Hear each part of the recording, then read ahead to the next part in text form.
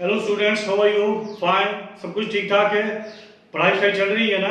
तो आज हम आपके सामने एक नया यूनिट लेके आए हैं, अल्कोहल, फिनोल एंड ईथर, जो बहुत ही इंपॉर्टेंट कंपाउंड है ऑर्गेनिक केमिस्ट्री में, 12th की ऑर्गेनिक केमिस्ट्री में, और कॉम्पिटिटिव पॉइंट ऑफ व्यू से भी बहुत इंपॉर्टेंट है।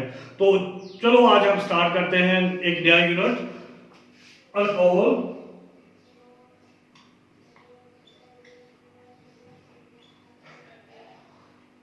Phenol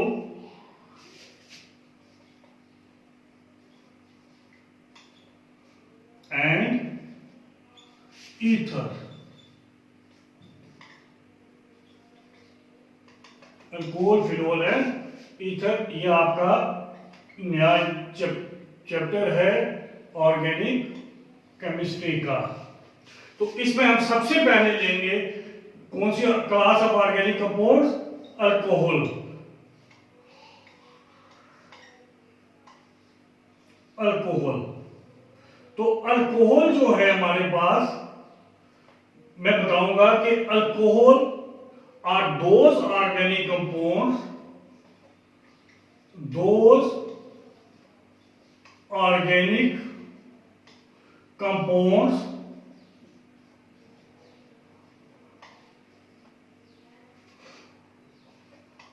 which contains OH as functional group, functional group. When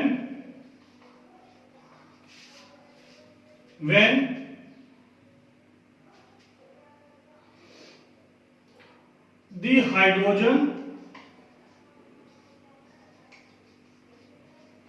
of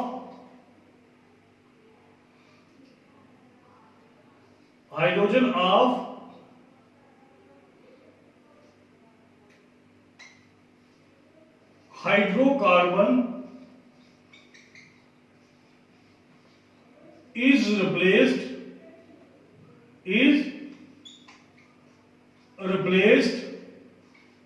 by OH group, we get alcohol.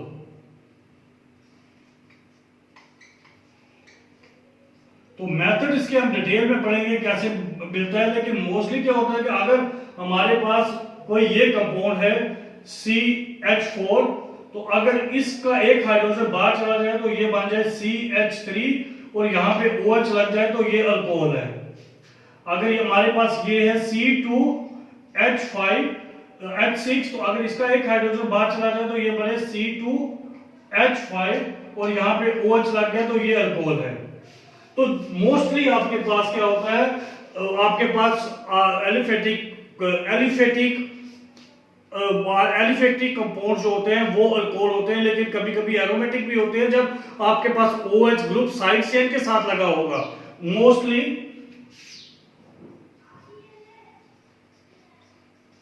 Alcohol और एलिफेटिक इन नेचर। एलिफेटिक क्या होता है? जब कोई आपके पास जिसमें बेंजीन रिंग ना हो, उसके साथ OH ग्रुप लगा हो तो वो गया aliphatic in nature. But when OH is attached with compound containing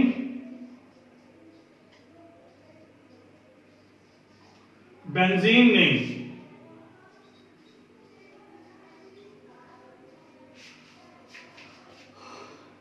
benzene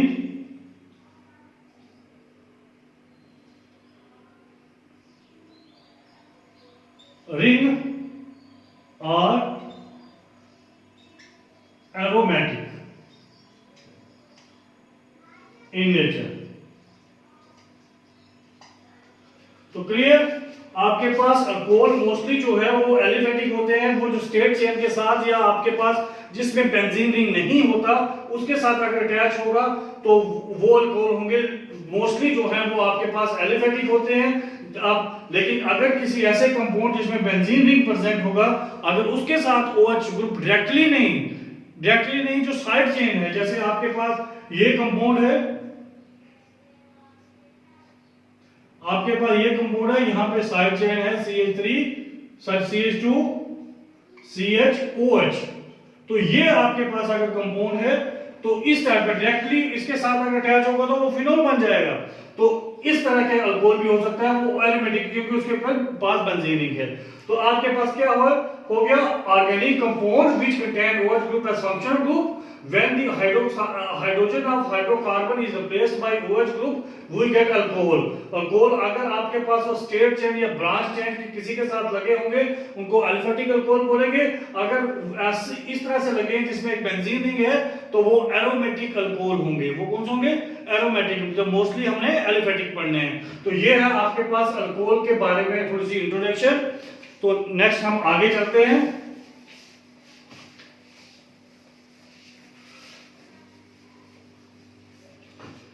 classification of alcohol and nomenclature. Classification of alcohol. तो अल्कोहल क्लासिफाइड होते हैं मोस्टली कि उसमें कितने OH ग्रुप अटैच है। तो अगर उसकी उनमें एक OH ग्रुप अटैच है तो उनको बोलेंगे मोनोहाइड्रिक। तो on the basis of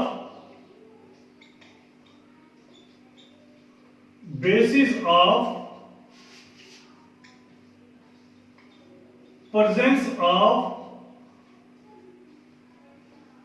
number of hydroxyl group, the alcohol are classified into following types। सबसे पहले आ गया मोनोहाइड्रिक अल्कोहल। मोनोहाइड्रिक अल्कोहल क्या होंगे? जिनमें एक ही आपके पास OH ग्रुप अटैच है। फॉर एग्जांपल मैं यहां पे लिखता हूं CH3, यहां पे हो गया OH, एक ही OH ग्रुप है, ठीक है। यहां पे मैं लिख देता हूं CH3 CH2, ये हो गया OH, एक ही OH ग्रुप है। तो ऐसे अल्कोहल जो है उनको बोलेंगे monohydric which contains only one OH group. तो अब देखो इनके कॉमन नेम भी हैं और इनके आयुपिक नेम भी हैं। तो आपको पेपर में कभी कभी सीधे कॉमन नेम पूछ लेते हैं तो फिर उसको भी थोड़ा आपको याद रखना है। तो आपके पास ये आपके पास है मिथाइल अल्कोहल, मिथाइल अल्कोहल। तो दूसरा आयुपिक नेम क्या है इसका मिथनॉल। ये क्या है? Ethyl alcohol.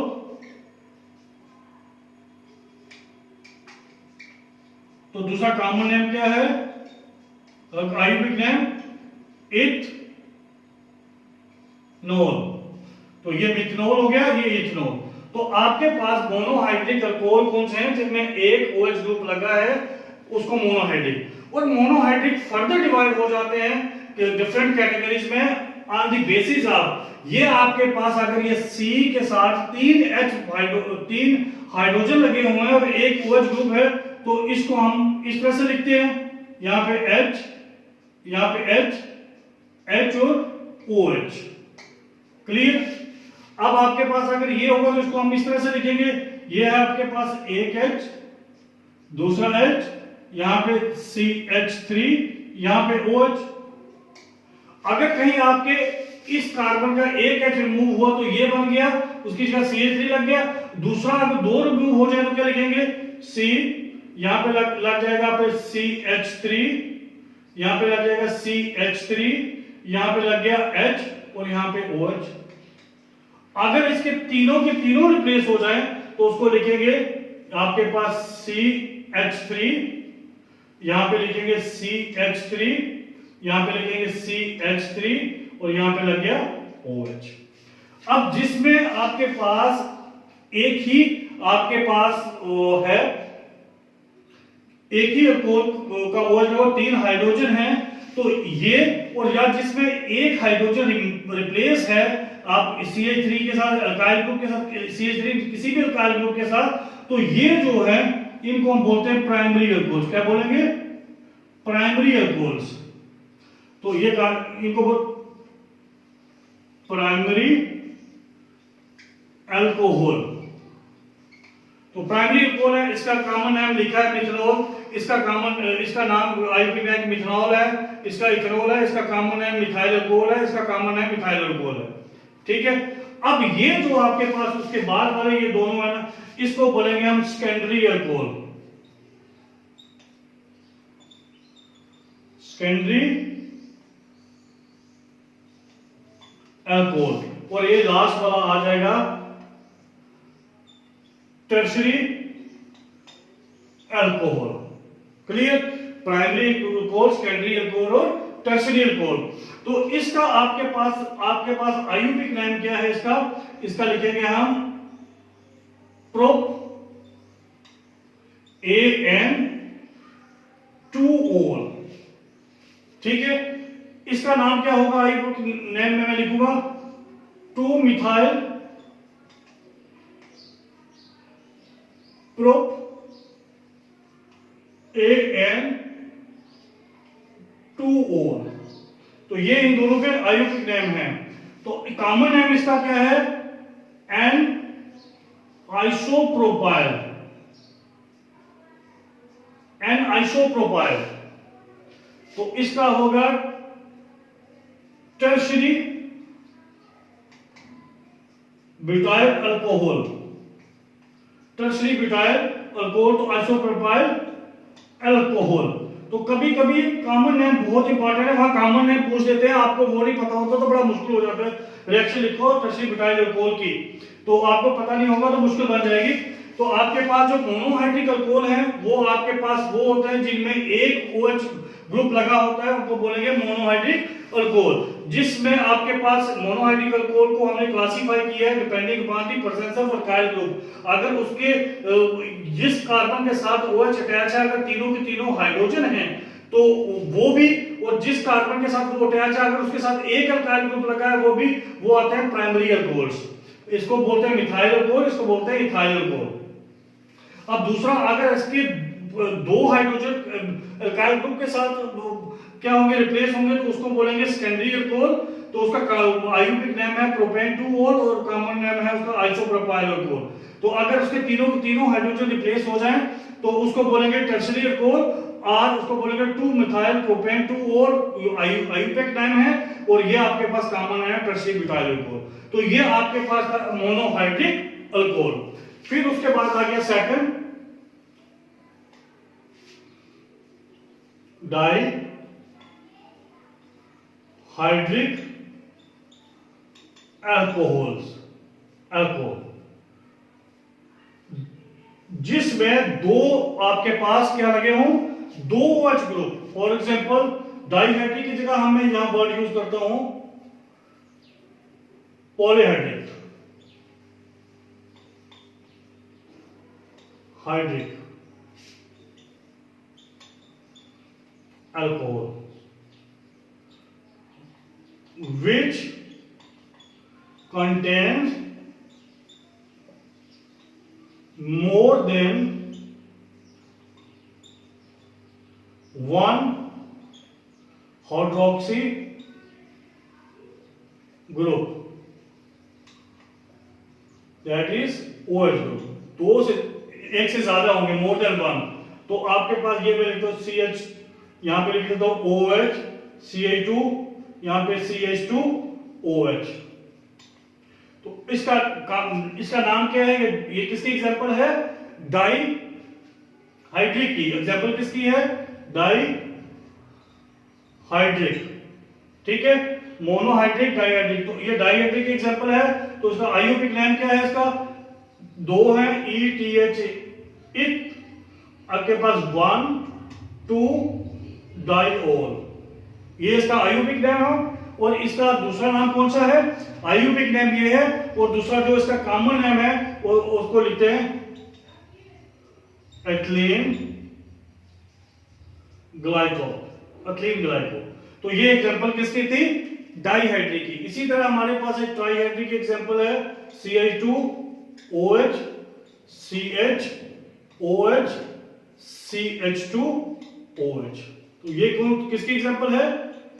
Trihydric alcohol. ये आपके पास ट्राइहाइड्रिक अल्कोहल। तो आपके पास नाम क्या है इसका? प्रो AN 1 2 3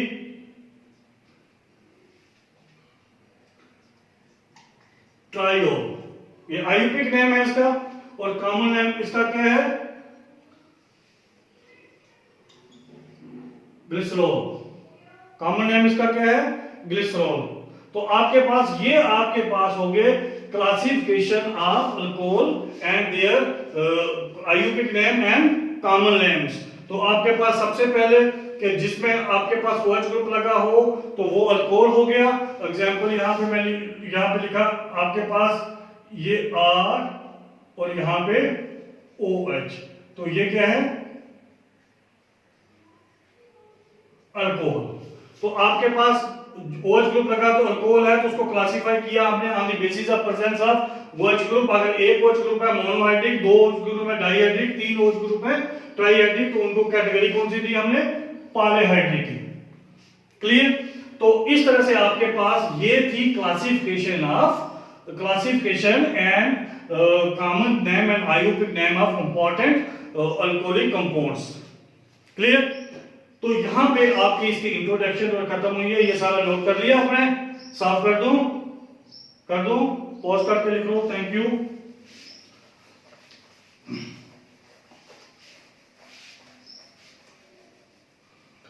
अब हम इसकी स्टार्ट करेंगे प्रिपरेशंस। क्या स्टार्ट करने जा रहे हैं? Preparations of alcohol.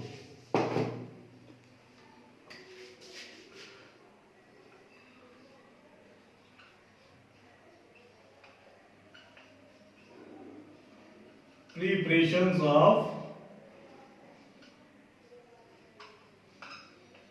Alcohol.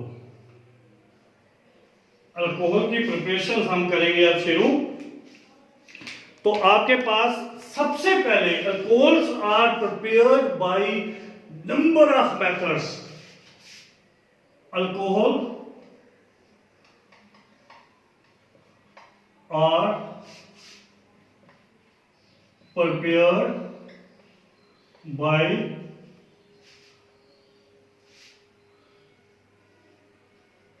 a number of methods. Some of important methods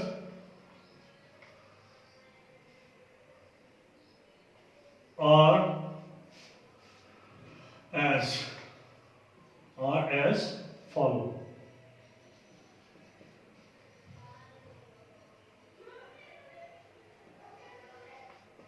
ठीक है, बहुत मेथड्स हम प्रिपेयर करते हैं, लेकिन जो इंपॉर्टेंट मेथड्स हैं वो यहां डिस्कस करेंगे।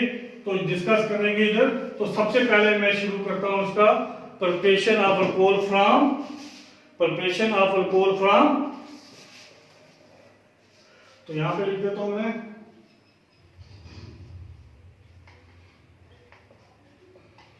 Preparation of alcohol.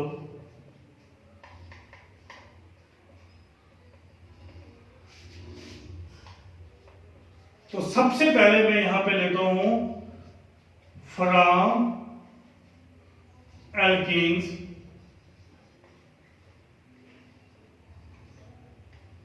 Preparation of alcohol from alkenes. तो इसके आपके पास इंपॉर्टेंट जो मेथड्स हैं, सबसे पहले एक है acid catalysed hydrolysis. Acid catalysed hydration आपका क्या होगा, एसिड कैटालाइज्ड रिएक्शन होगी किसकी, एल्कीन की, जिससे अल्कोहल बनेगा। दूसरा हम बोलेंगे हाइड्रोबोरेशन के साथ, हाइड्रोबोरेशन के साथ। तीसरा मर्क्यूरेशन एंड डीमर्क्यूरेशन। 3 मेथड्स है।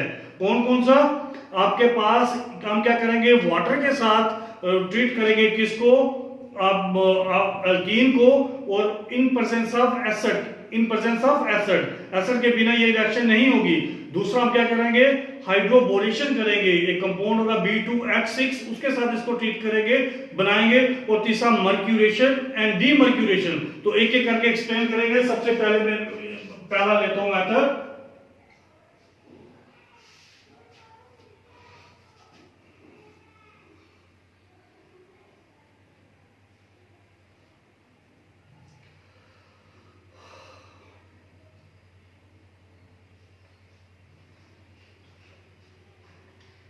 हाइड्रेशन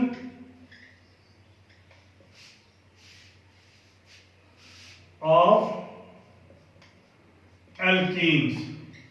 सबसे पहले क्या है, hydration of alkenes, hydration of alkenes. तो सबसे पहले हमारे पास देखो, मैं एक एल्कीन लेता हूं CH2 double bond CH2। Clear. तो आपके पास CH2 double bond CH2 plus यहां पे मैं क्या करूंगा कि यहां पे मैं यूज करूंगा इसकी वाटर, क्या यूज करूंगा, वाटर यूज करूं। इसके साथ अगर मैं रिएक्शन करूं, सिर्फ वाटर यहां पे लिखूंगा, तो आपका प्रोडक्ट क्या बनेगा, एक्सपेक्टेड प्रोडक्ट आपके पास यहां पे आपके पास लग जाएगा OH, और यहां पे आपके पास लग जाएगा 2, तो यहां पे लग जाएगा H, एक्सपेक्टेड प्रोडक्ट। लेकिन जब हम खाली इधर इसकी क्या करेंगे, हाइड्रेशन आपके पास करेंगे ये, तो ये कभी भी ये प्रोडक्ट नहीं बनेगा, ये प्रोडक्ट नहीं बनेगा। क्यों नहीं बनेगा प्रोडक्ट, कि आपके पास ये जो है रिएक्शन कभी भी वाटर के साथ नहीं होती। क्यों नहीं होती, कि हमारे पास जो ये वाटर है, इसके पास लोन पेयर है, ये न्यूक्लियोफाइल की तरह होता है। तो यहां पे ये जो पाई इलेक्ट्रॉन्स हैं, पाई इलेक्ट्रॉन जो होते हैं लूज इलेक्ट्रॉन्स होते हैं। पाई इलेक्ट्रॉन क्या है, लूज इलेक्ट्रॉन्स। तो जब ये लूज इलेक्ट्रॉन्स हैं, तो ये क्या करते हैं, आपके पास ये भी न्यूक्लियोफाइल का काम करते हैं, वो एज न्यूक्लियोफाइल। तो जब ये न्यूक्लियोफाइल का काम करेंगे, तो ये भी न्यूक्लियोफाइल है, ये भी न्यूक्लियोफाइल है, तो रिएक्शन नहीं होगी, वो रिएक्शन नहीं होगी। इसका मतलब ये प्रोडक्ट कभी भी नहीं बनेगा जब तक हम यहां पे क्या करेंगे, मतलब एसिड यूज नहीं करेंगे। अब मैं यहां पे लिखता हूं एग्जांपल CH3, यहां पे CH, यहां पे CH क्या करता हूं, डबल बॉन्ड, तो यहां पे CH2, इसकी रिएक्शन करता हूं मैं किसके साथ, तो आपके पास यहां पे मैंने कर दिया वाटर इन प्रेजेंस ऑफ, अब मैं लिख सकता हूं यहां पे H पॉजिटिव, और इसको सीधा लिख सकते हो dilute H2SO4। कहीं H पॉजिटिव लिखा हो या dilute H2SO4 लिखा हो तो एक ही बात है। तो इस कंपाउंड का नाम क्या है, प्रोपीन, प्रोपीन। तो आपके पास जब इसकी रिएक्शन इसके साथ होगी, तो हमारे पास प्रोडक्ट क्या बनेगा, CH3, यहां पे C, यहां पे OH, यहां पे आपके पास H, यहां पे CH3। क्लियर। तो इस कंपाउंड का नाम है प्रोपेन2ऑल, प्रोपेन2ऑल। क्लियर। तो अब आपके पास ये क्या हुआ कि हमारे पास अकॉर्डिंग टू मार्कोनिकॉफ रूल था,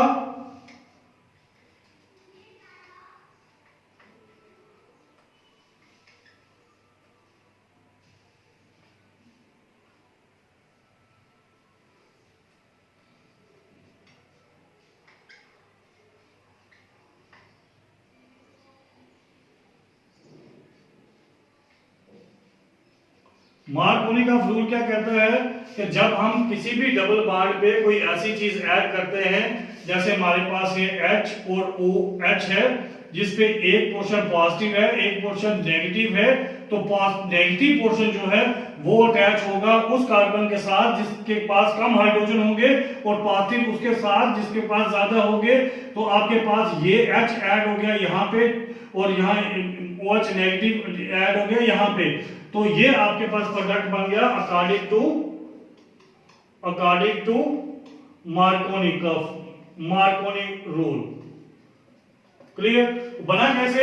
मैं फिर यहां पे लिखता हूं, ये आपके पास CH3 है, आपके पास ये CH डबल बॉन्ड CH2, आपके पास क्या है कि इन प्रेजेंस ऑफ एसिड आपके पास H2O in presence of acid, आपके पास यहां पे दो कार्बोकेटाइन बनेंगे। कार्बोकेटाइन एक बनेगा CH3, अगर डबल बॉन्ड इधर आ जाता है, ये बॉन्ड अगर इधर आ जाता है तो यहाँ पे H लग जाएगा, तो मैं लिखूंगा CH, यहाँ पे डबल सिंगल बॉन्ड CH3, इस पे पॉजिटिव। तो अगर इसका डबल बॉन्ड इसका इधर आने के बजाय ये इधर चला जाए, तो आपके पास क्या बनेगा CH3, यहाँ पे CH, यहाँ पे H लग जाएगा 2, और यहाँ पे आपके पास CH2 पॉजिटिव। तो आपके पास, आपको पता है कि ये जो कार्बोकेटाइन है ये सेकेंडरी कार्बोकेटाइन है, 2 डिग्री कार्बोकेटाइन है,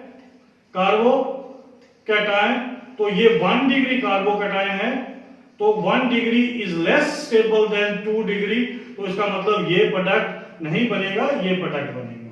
क्लियर? तो ये आपके पास रीजन है कि क्यों ये मार्कोनिकॉफ रूल के अकॉर्डिंगली ही ऐड होता है। तो आपके पास हाइड्रेशन ऑफ एल्कीन कैसे होती है? आपके पास ये रिएक्शन तभी होगी जब हमारे पास एसिड कैटालाइज्ड रिएक्शन होगी, खाली वाटर के साथ रिएक्शन नहीं करेगा, क्योंकि वाटर भी न्यूक्लियोफाइल है और इसके पाई इलेक्ट्रॉन जो है वो भी न्यूक्लियोफाइल का काम कर रहे हैं। क्लियर? तो जब ये न्यूक्लियोफाइल का काम करें, न्यूक्लियोफाइल क्या करते हैं, एक दूसरे को पास नहीं आने देंगे, तो रिएक्शन पॉसिबल नहीं है। तो चलो अब हम इस रिएक्शन का थोड़ा सा मैकेनिज्म देख लेते हैं।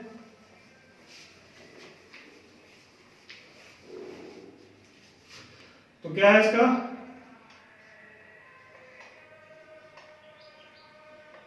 मैकेनिज्म। अब मैकेनिज्म का क्या है कि यहां पे आपके पास ये CH3, यहां पे C, यहां पे आपके पास डबल बॉन्ड CH2 है। क्लियर? तो आपके पास यहां पे क्या करेगा, ये आपके पास H पॉजिटिव, यहां पे एसिड से जो H पॉजिटिव है वो कहां पे आके जुड़ेगा? आपके पास H पॉजिटिव कहां से आके जुड़ेगा? यहां से। तो आपके पास क्या बनेगा?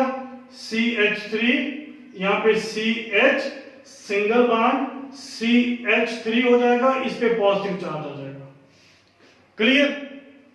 अब इस पे पॉजिटिव चार्ज आ गया जब, तो हमारे पास मैंने बोला कि ये रिएक्शन है एसिड कैटालाइज्ड रिएक्शन। क्या बोला है? एसिड कैटालाइज्ड रिएक्शन और addition of water, acid catalysed addition of water. तो अब आपके पास ये कंपाउंड बन गया, तो आपके पास ये H पॉजिटिव यहां जुड़ गया, यहां पे आ गया ये। नेक्स्ट स्टेप में क्या होगा?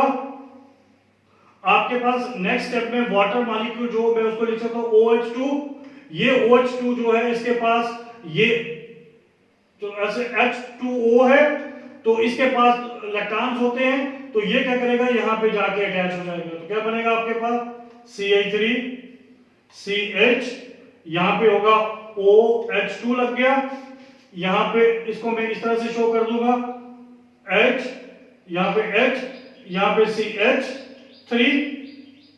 क्लियर? अब जहां पे इस पे तीन बार बन गए, इस पे पॉजिटिव चार्ज आ गया। अब नेक्स्ट स्टेप पे क्या होगा कि यहां पे आपके पास जो सल्फ्यूरिक एसिड है या एसिड है कोई भी, ये H2SO4 होता है, ये ब्रेक होता है, H पॉजिटिव दिया प्लस HSO4 नेगेटिव। ये स्ट्रॉन्ग एसिड है, इसका बेस जो होगा कंजुगेटेड बेस वो वीक होगा, वीक बेस। लेकिन ये क्या करेगा कि जब इस पे पॉजिटिव चार्ज है ऑक्सीजन पे, ये इलेक्ट्रॉन इधर चले जाएंगे, AH पॉजिटिव बाहर निकल जाएगा, तो HSO4 जो है वो जो फर्स्ट स्टेप में H पॉजिटिव जो यूज हुआ था उसका दूसरा पोर्शन, क्योंकि जब कैटलिस्ट होता है, कैटलिस्ट का काम है रिएक्शन को यहां से उठा के वहां तक पहुंचाना और बाद में वैसे का वैसा ही वापस आ जाना। तो वापस अगर एक मॉलिक्यूल उसका यूज हुआ है तो उस मॉलिक्यूल को हमें वापस भी देना है उसको। तो ये HSO4 जो है ये यहां से H को अब्स्ट्रैक्ट कर लेगा, तो हमें क्या मिलेगा, CH3CH, यहां पे लग गया,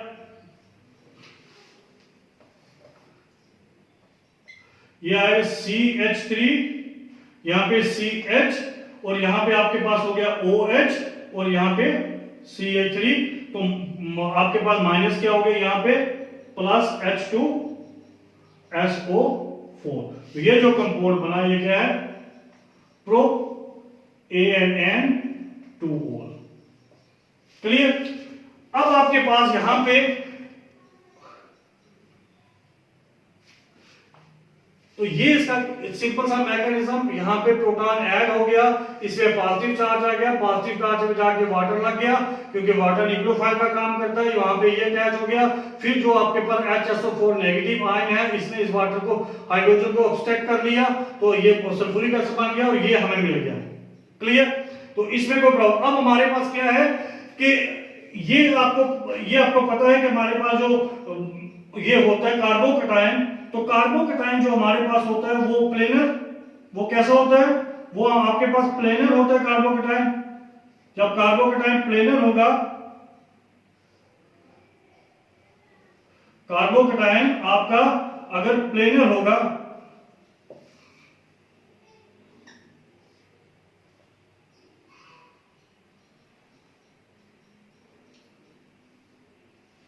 कार्बोकैटायन अगर प्लेनर है तो यहाँ पे अगर आपका लगा है कोई भी H लगा है यहाँ पे, तो आपके पास यहाँ पे आपके पास CH3 है, यहाँ पे CH3 है, इस पे पॉजिटिव चार्ज है, तो अटैक ऊपर वाली साइड से भी हो सकता है, अटैक नीचे वाली साइड से भी हो सकता है। जब कार्बोकैटायन बने, पहले कार्बोकैटायन बने फिर न्यूक्लियोफाइल अटैक करे, तो वो अटैक आपके पास इस साइड से भी हो सकता है, तो इस साइड से भी हो सकता है। अगर ये आपके पास ये जो आपके पास कार्बन है वो कायरल कार्बन था, कौन सा कार्बन था, कायरल। कायरल मीन जिसके साथ चारों के चारों ग्रुप डिफरेंट हो, चारों के चारों ग्रुप डिफरेंट हो, तब ये होगा। तो तब आपके पास क्या होगा कि अगर ऊपर वाली साइड से, जिस साइड से OH अगर ऊपर वाले से अटैक करेगा तो रिटेंशन ऑफ कॉन्फिगरेशन, नीचे से अटैक करेगा तो इन्वर्जन। तो इसमें क्या होता है, रिटेंशन एंड इन्वर्जन दोनों होती हैं। तो मिक्सचर कौन सा होता है, रेसिपिक मिक्सचर, रेसिपिक मिक्सचर बनता है। लेकिन बनेगा कब, जब हमारे पास कार्बन कौन सा होगा, chiral, otherwise simple product. Clear. तो आपके पास था हाइड्रेशन ऑफ एल्कीन का, कि कैसे आपके एसिड कैटालाइज रिएक्शन में आपके पास ये प्रोडक्ट बनता है। क्लियर। इसमें क्या मेन चीजें क्या हुई, एक आपके पास क्या बना, carbocation, formation of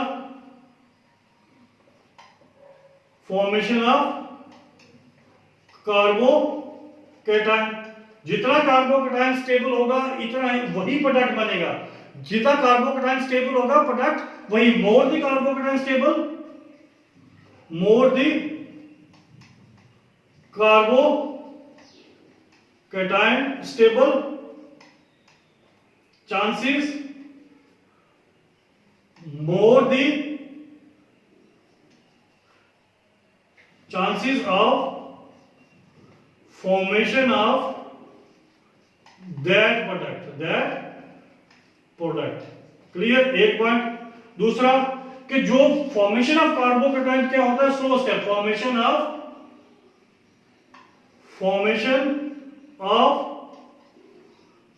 carbocation is first carbocation, formation of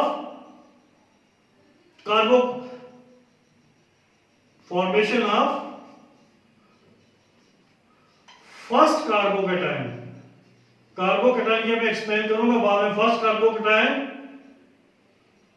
is slowest step and rate of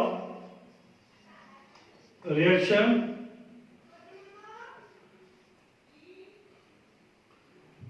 can be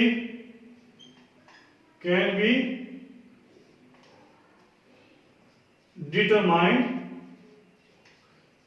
in this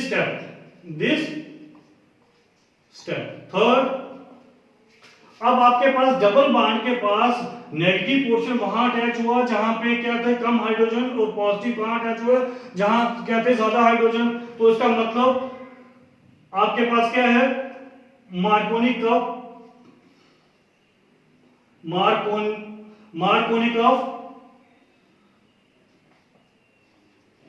rule is followed.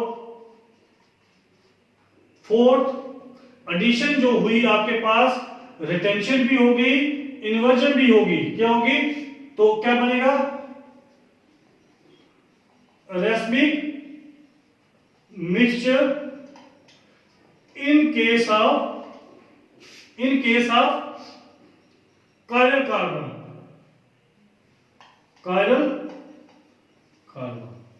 तो ये था आपके पास मैकेनिज्म के बारे में कि मैकेनिज्म क्या है आपके पास। उसके बाद आपके पास क्या है कि इसके फॉर्मेशन ऑफ कार्बोकैटायन बनता है।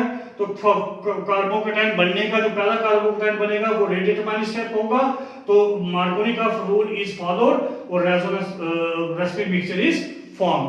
तो ये आपका था प्रिपरेशन ऑफ अल्कोहल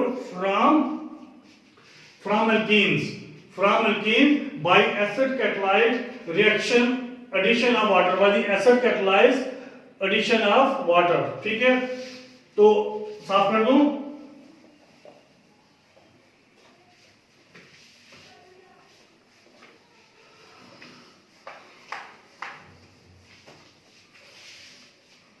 चलो इसकी थोड़ी सी एग्जांपल्स कर लेते हैं हम।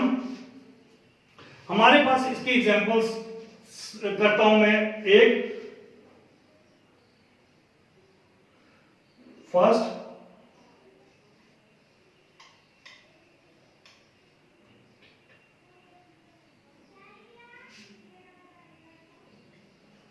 predict the product and also write its spec name. Also writes item name. तो मैं यहां पे लिखता हूं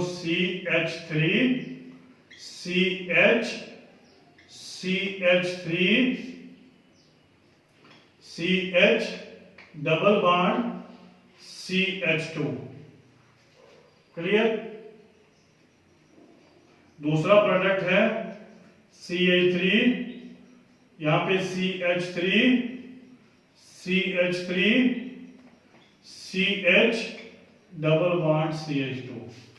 यहां पे आपने क्या करना है, लिखना है H2O in presence of H positive. यहां पे लिखना है H2O in presence of H positive. Very simple. आपके पास ये कंपाउंड, इसमें आपके पास यहां H लग जाएगा फर्स्ट स्टेप में, CH3 CH3, यहां पे H, यहां पे CH, यहां पे CH2। अकॉर्डिंग टू मार्कोनी का रूल ये बन गया कार्बोकैटायन। First step. ये कौन सा है? Slow step, rate determining step. ठीक है, क्योंकि ये कार्बोकैटायन बना है तो ये फर्स्ट कार्बोकैटायन है। ये कौन सा है? First carbocation. मैंने बोला था वहां एक फर्स्ट। अब क्या है कि यहां पे OH आके लगेगा, नहीं लगेगा, क्योंकि इसके पास जो है एक और कार्बन है। अगर उसका कोई ग्रुप यहां पे शिफ्ट कर जाए तो उस पे पॉजिटिव चार्ज आ जाएगा, तो वो ज्यादा स्टेबल होगा। तो अगर आपके पास क्या करता हूं मैं कि ये हाइड्रोजन एज ए हाइड्राइड यहां से यहां शिफ्ट हो जाए, इसको बोलते हैं hydride shift. Hydride shift means H negative shift हो रहा है, तो आपके पास क्या बनेगा, CH3 CH3, यहां पे CH2, यहां पे CH3, यहां पे क्या लग गया, यहां पे आ गया पॉजिटिव चार्ज। तो ये आपके पास है सेकंड कार्बोकैटायन। तो ये सेकंड स्टेप है। तो रेट ऑफ रिएक्शन किस पे डिपेंड करता है, फर्स्ट स्टेप पे, जिसमें फर्स्ट कार्बोकैटायन बनता है। तो ये बन गया। अब आसान है, यहां पे आके लग जाएगा क्या आपके पास, ये आपके पास CH3, यहां पे CH, यहां पे CH3, यहां पे आपके पास CH2, यहां पे CH3 और यहां पे लग जाएगा OH। अब इस कंपाउंड का नाम क्या है, ये लिखूंगा 1 2 3 4। तो 4 का है तो 2 पे मिथाइल होगा तो लिखूंगा 2 मिथाइल। 4 वाले को क्या बोलते हैं, ब्यूट। सभी बार सिंगल है AN2O। तो ये इसका आईयूपीएक नेम है। तो क्वेश्चन में यही पूछा है कि प्रोडक्ट क्या बनेगा और उसका आईयूपीएक नेम क्या होगा। क्लियर, इसमें कोई प्रॉब्लम। उसी तरह आपके पास ये क्या है, सेकंड है जो यहां भी H2O और यहां पे H पॉजिटिव। आपके पास यहां पे क्या बनेगा, यही CH3, यहां पे CH3, यहां पे CH3, यहां पे CH, तो ये टूट के यहां पे बनेगा CH3, इस पे पॉजिटिव चार्ज। अब यहां पे ये क्या होगा, ये फर्स्ट कार्बोकैटायन, फर्स्ट कार्बोकैटायन है, शिफ्ट करेगा ये यहां पे,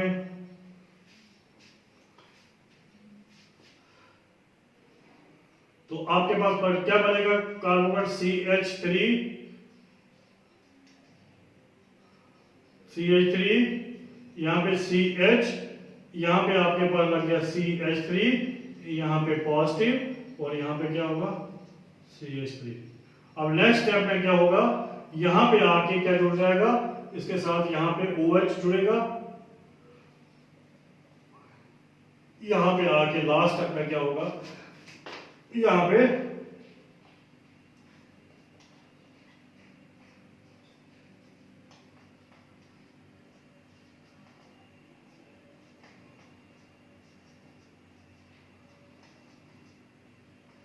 क्या नाम है इसका, 1 2 3 4। तो आपने क्या 2 पे और 3 पे मिथाइल है तो लिखेंगे 2 3 डाइमिथाइल, 2 3 डाइमिथाइल ब्यूट AN2O। तो ये इसका नॉमेनक्लेचर है, ये इसका प्रोडक्ट बनेगा, इसका ये प्रोडक्ट बनेगा और ये नॉमेनक्लेचर है। तो predict the product and also right it's nomenclature. बिल्कुल सिंपल, पहले प्रोटॉन ऐड हो गया, इस पे पॉजिटिव चार्ज आ गया, इस यहाँ पे रीअरेंजमेंट हो गई, तो rearrangement possible, rearrangement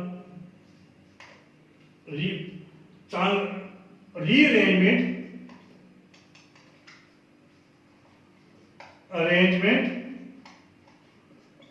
is always possible to form more stable carbocation. Clear. तो यहां पे कार्बोकैटायन, यहां पे OH ग्रुप आके लग जाएगा, यहां पे कार्बोकैटायन, यहां पे OH ग्रुप आके लग जाएगा, तो OH नेगेटिव हो जाएगा, यहां पे प्लस, तो यहां पे OH नेगेटिव, इस पे लग गया प्लस। क्लियर। तो एक आपकी ये भी आपके पास एग्जांपल लिख लिया, समझ आ गई। चलो आगे चलते हैं।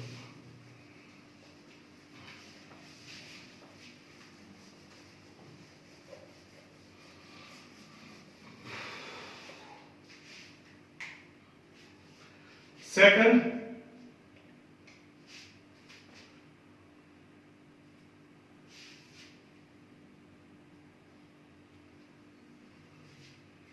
आपके पास यहां पे मैं लिखता हूं कंपाउंड CH3 CH आपके पास 2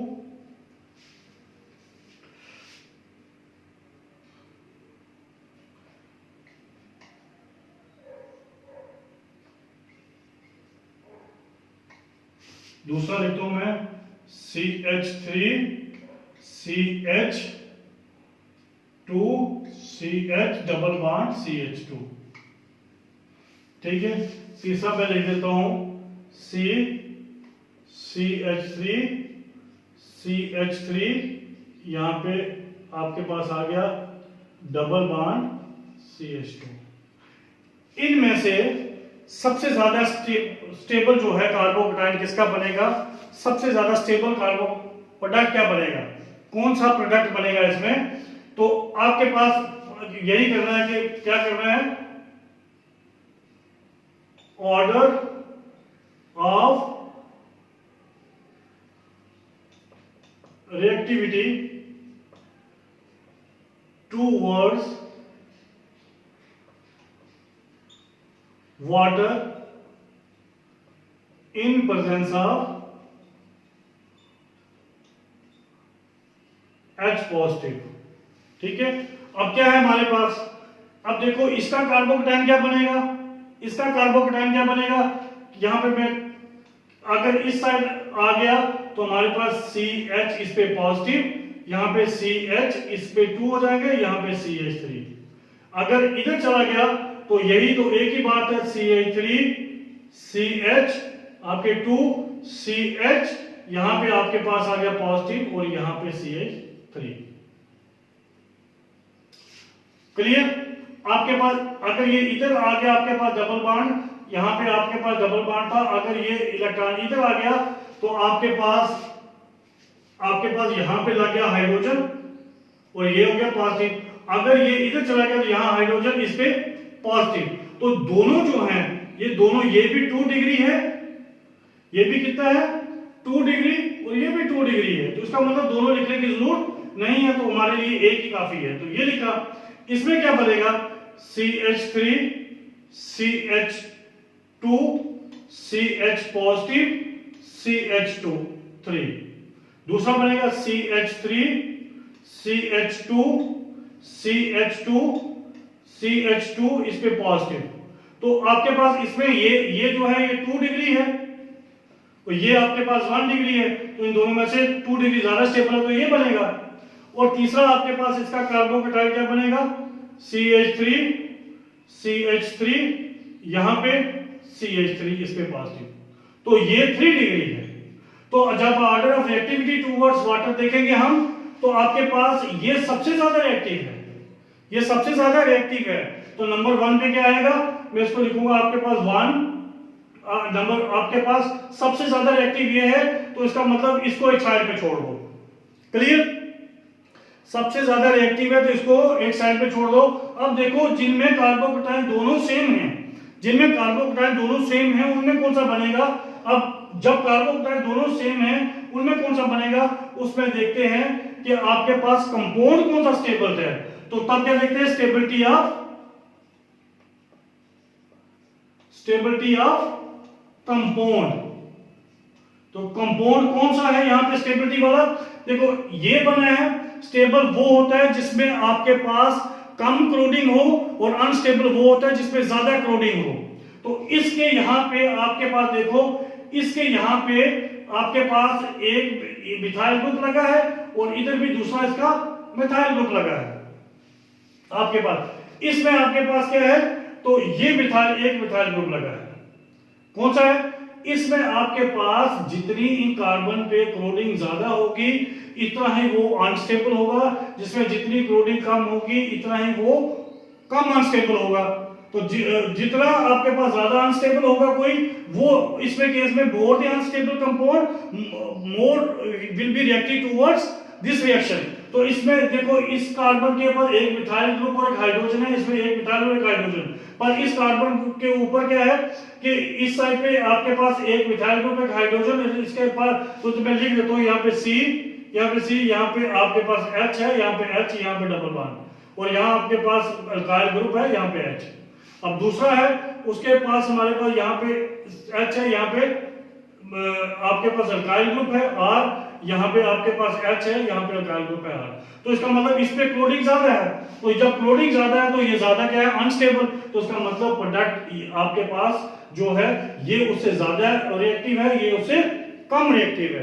तो आपके पास सबसे ज्यादा रिएक्टिव ये है, उसके बाद कौन सा है ये, और उसके बाद कौन सा है, सबसे ज्यादा कौन सा है, मैं लिखूंगा A B C। C is more reactive than A is more reactive than B।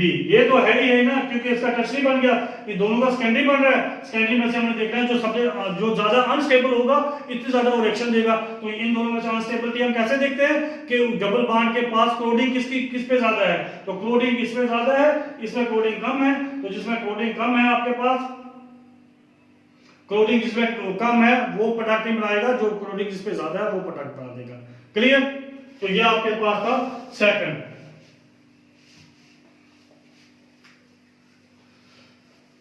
इसी तरह आपके पास एक थर्ड दोबारा है हमारे पास, मैं एक ले लेता हूं यहाँ पे बेंजीन रिंग, यहाँ पे लिखता हूं CH2 डबल बॉन्ड CH2।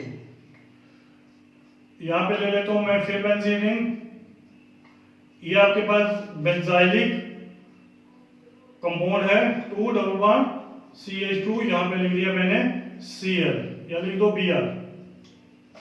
यहाँ पे मैंने तीसरा लिखा,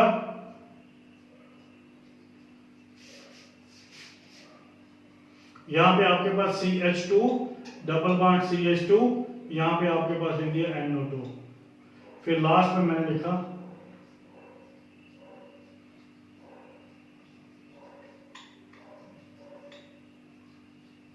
यहाँ पे लिख दिया मैंने CH3।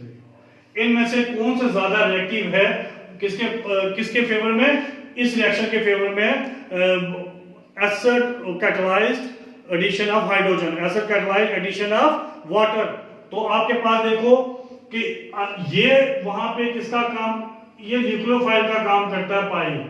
तो जो यहाँ पाई इलेक्ट्रॉन की डेंसिटी बढ़ाएगा वो इसको फेवर करेगा रिएक्शन को, जो कम करेगा वो डिसफेवर करेगा। तो इसका मतलब सबसे पहले कि ये सिंपल इसके साथ लगा हुआ है, सिंपल रिंग, तो इसके साथ नो इफेक्ट होगा, नो इफेक्ट, क्योंकि सभी एक जैसे हैं, सबके साथ फिनाइल रिंग लगा है, फिनाइल ग्रुप लगा है। अब इधर फिनाइल ग्रुप के साथ ऑपोजिट साइड पहला पोजीशन पे क्या है, ब्रोमीन है, इधर आपके पास नाइट्रो ग्रुप है, इसके पास मिथाइल ग्रुप है। तो आपको पता है कि ये नाइट्रो ग्रुप जो स्ट्रॉन्ग इलेक्ट्रॉन विड्रॉइंग ग्रुप होता है, ये ब्रोमीन जो है ये इस दो मेन इफेक्ट और मेसोमेरिक इफेक्ट भी दिखाता है, दूसरा कौन सा है, इलेक्ट्रोमेरिक इफेक्ट भी दिखाता है, और तीसरा आपके पास इंडक्टिव इफेक्ट भी दिखाता है। लेकिन इंडक्टिव इफेक्ट इसका थोड़ा डोमिनेट होता है मेसोमेरिक और दूसरे से, तो ये भी इलेक्ट्रॉन अपनी तरफ खींचता है, पर इतने स्ट्रांगली नहीं खींचेगा जितने स्ट्रांगली ये खींच रहा है। और ये तो आपके पास इलेक्ट्रॉन पुशिंग ग्रुप है, ये इलेक्ट्रॉन देता है, तो इसका मतलब ये इलेक्ट्रॉन इधर देगा, इसके इलेक्ट्रॉन की थोड़ी चार्ज इधर चला जाएगा। तो ये सबसे ज्यादा क्या यहाँ पे आपके पास यहाँ पे इलेक्ट्रॉन डेंसिटी बढ़ाएगा, जो इलेक्ट्रॉन डेंसिटी सबसे ज्यादा बढ़ाएगा वो ज्यादा रिएक्टिव होगा, जो कम बढ़ाएगा वो कम रिएक्टिव होगा। तो इसका मतलब ये जो है ये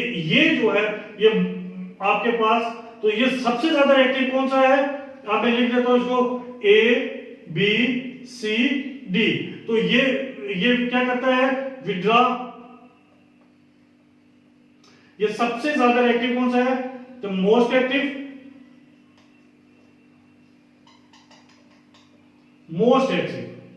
ठीक है, सबसे ज्यादा नो इफेक्ट, मतलब तो ये क्या है, लेस रिएक्टिव। तो सबसे लास्ट में कौन सा आएगा, ये नाइट्रो वाला। तो मैं लिखूंगा D greater than A greater than B greater than C। तो C तो इलेक्ट्रॉन को विड्रॉ करता है, तो रिएक्शन होने के भी चांस नहीं होते, ठीक है। तो ये था आपके पास preparation of alcohol from alkene and introduction about alcohol. Thank you very much.